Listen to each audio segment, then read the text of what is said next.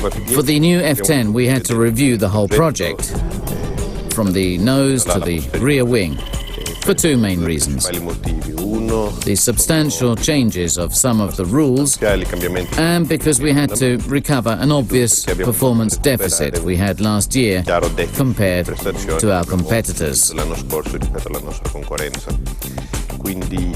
The main aspects of the rules have been outlined by Aldo Costa, but we had to make the car longer to fit the bigger tank. And then we had to review the car's front. And that was because the tires are different. And, perhaps more importantly, we also had to review the car's rear axle to exploit the double diffuser as much as possible. In this area, we worked a lot in the aerodynamics department, trying to exploit and widen the diffuser, making it more efficient, improving the airflow underneath the car, and therefore the downforce. Trying to describe the F10 from the back to the front, we studied the car's front first, to improve the airflow to the car's main body. And that's why we raised its nose and modified the lower part of the chassis in order to improve the flow towards the more efficient diffuser. The front wing was reviewed because we wanted to improve the front wing's vortex flows towards the rear axle. Because of the rules, we had to get rid of the static flange on the outside of the wheels. These appendixes had a very important aerodynamic effect. Trying to recover this performance was hard work. The front suspension has been aligned with the vortex flow from the front wing. So I'd say that although the car's front part has some similarities to the previous car, it's been completely reviewed. As far as the center of the car is concerned, we slightly narrowed the inlets in order to improve still further the flow around the car and improve the flow underneath the car towards the diffuser.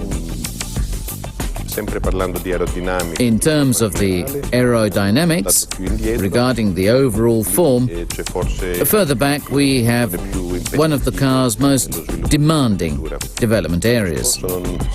Last year, we weren't able to build a diffuser which was efficient enough because the car hadn't been planned from the start for something like that. And in fact, the F2009's gearbox was too big, too wide, so we weren't able to exploit the double diffuser as much as we would have liked to. This year, we completely reviewed the gearbox and made it smaller, so there's more space for the diffuser. But we also worked on the rear suspension. So, the area, which is visually very different from last year's car, is the area around the diffuser, which, due to the mechanical work, the gearbox and the suspension, is now bigger. Due to the work on the diffuser, we had to review the flow of the brakes, the rear wheels, where various appendixes are different compared to the previous car.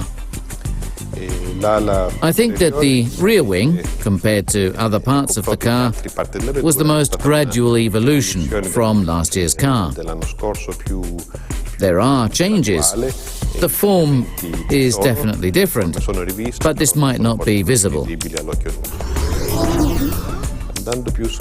As far as the actual mechanics of the project are concerned, the front and rear suspension have been reviewed in order to help the car's aerodynamics and improve the car's dynamic on the track. The front suspension has been changed regarding the kinematics when the wheel rolls over bumps on the track. We reviewed the dampers and the suspension's whole internal part. The rear suspension had some kinetic changes because we understood the tires better and we wanted to make them more efficient.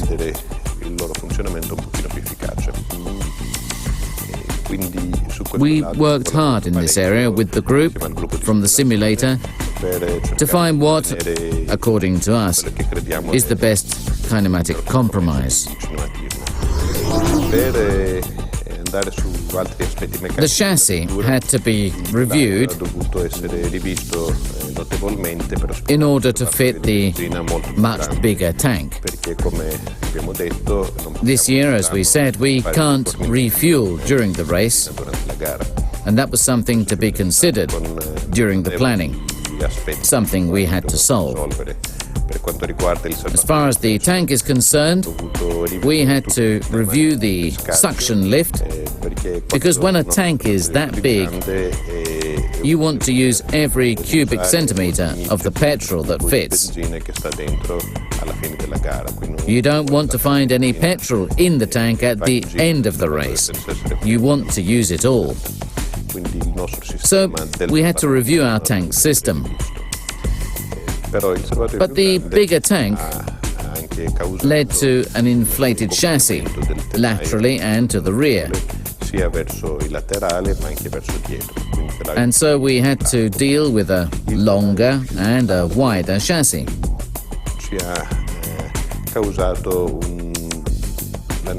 Because the chassis is wider, we had to study a new cooling system. Because if we had moved the radiators further out, the car would have been too wide, and we would have lost too much aerodynamic performance. So we had to review the radiator's layout and configuration. Obviously, the longer chassis is the main cause why we made the car longer, because it has lots of petrol on board. Therefore, the car is longer than the previous one. Naturally, also the weight distribution had an influence on the car's layout. We're using new tires, and they need a different weight distribution. This had not only an influence on the ballast housing, but also on the position of the front and rear wheels regarding the car's main mass, to distribute the weight equally, while we were using what the simulations told us about the new tires.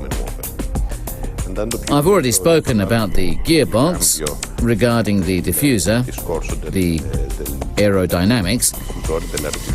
Some of the internal parts of this narrower gearbox actually had to be redesigned, creating a gearbox with all the components inside.